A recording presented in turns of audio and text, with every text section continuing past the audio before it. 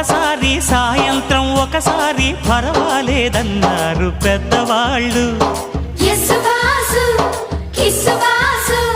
సావిట్లో ఒకసారి సందిట్లో ఒకసారి చలి కాగాలన్నారు చిన్నవాళ్ళు.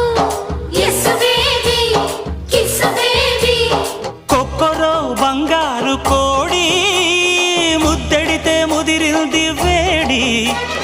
పిల్లగో చూశాని నాడి అదిరింది కన్నెమాడి.